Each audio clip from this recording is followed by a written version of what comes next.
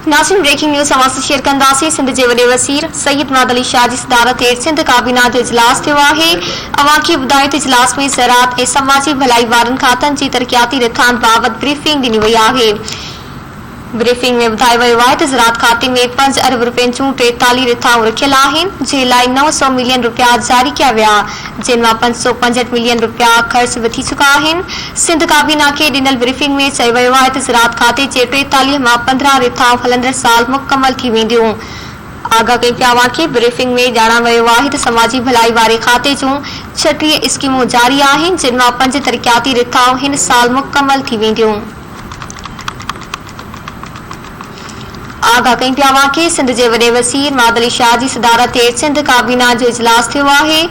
अवां खे ॿुधायो त इजलास में ज़राअत ऐं समाजी भलाई वारनि खातनि जी तरक़ियाती रिथान बाबति ब्रीफिंग ॾिनी वई आहे। ब्रीफिंग में ॿुधायो वियो आहे त ज़राअत खाते में 5 अरब रुपयनि जूं 43 रिथाऊं रखियल आहिनि, जंहिं लाइ 900 मिलियन रुपया जारी कया विया, जिन मां 565 मिलियन रुपया ख़र्च बि थी चुका आहिनि। सिंध काबीना के ॾिनल ब्रीफिंग में चयो वियो आहे त ज़राअत खाते जे 43 मां 15 रिथाऊं हलंदड़ साल मुकमल थी वेंदियूं।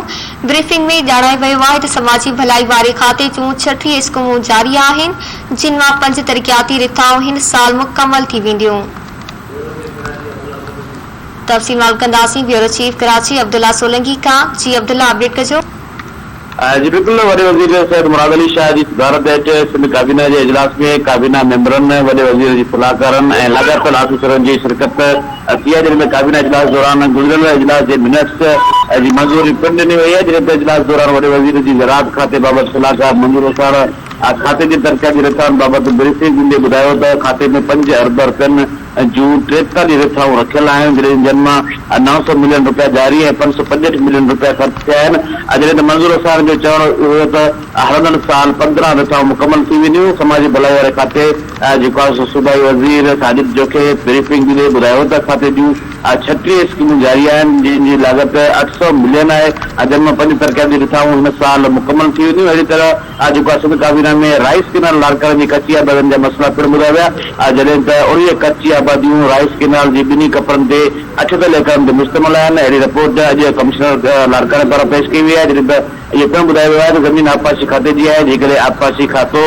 उन ते कमु नथो करे त उहा कच्ची आबादी जे हवाले कई वञे ऐं कच्ची आबादी पारां जेको आहे आबपाशी खाते खे अहिड़ी दरख़्वास्त पिण ॾिनी वई आहे त उहा ज़मीन हवाले कई वञे, जीअं उन्हनि खे रेगुलाइज़ कई वञे। हुन सां गॾु इहो मसइलो तक़रीबन हर ज़िले जो आहे। सिंध काबीना में इहो इशू उथारियो वियो त आबपाशी खाते जी ज़मीन ते इंसानी आबादियूं थी वियूं आहिनि ऐं हिन वक़्तु जेको आहे काबीना इहो पिण चयो आहे त सिंध जी समूरे ज़िलनि जी रिपोर्ट तलब कंदे एराज़ी जी सर्वे करे सर्वे नंबर अलाट कयो वञे। सिंध काबीना में अॼु पाकिस्तान एडमिनिस्ट्रेटिव सर्विस ऐं पुलिस ऑफिसरनि जी रोटेशन पॉलिसी तहत बदिली वारो मामलो पिण जेको आहे गौर हेठि आयो आहे, जॾहिं त 9 नवंबर ते सिंध खां 20 ग्रेड जे 4 PAS ऐं 7 पुलिस ऑफिसरनि जी बदिली कई वई। इजलास में आगाही पिण ॾिनी वई, जिन आगाही इहा बि ॾिनी वई त 4 PAS ऐं 8 पुलिस ऑफिसरनि खे सिंध मोकिलियो वियो आहे, जॾहिं त सिविल सर्विस रूल 15 आहे 1954 तहत वज़ीर आज़म PAS ऐं PSP ऑफिसरनि जी बदिली करण खां अॻु वज़ीर आला जी गॾियल सलाह मशवरो कंदो, पर जेको आहे सलाह मशवरे खां बिना जेको आहे बदिली थियूं रोटेशन पॉलिसी तहत बि।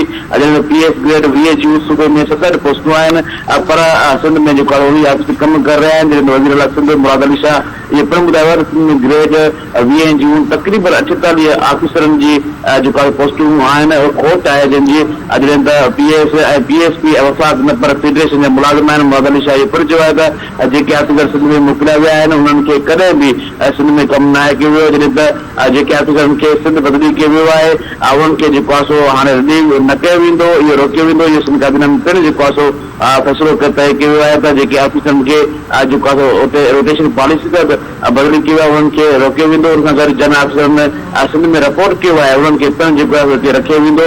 अहिड़ो काबीना में फ़ैसिलो थियो आहे, जॾहिं त वफ़ाक़ी हुकूमत खे ख़त लिखी आगाही करण जे पिण काबीना वज़ीर आला खे दरख़्वास्त कई आहे। जी मेहरबानी अब्दुल्ला सोलंकी, तफ़सील ॾियण जे लाइ।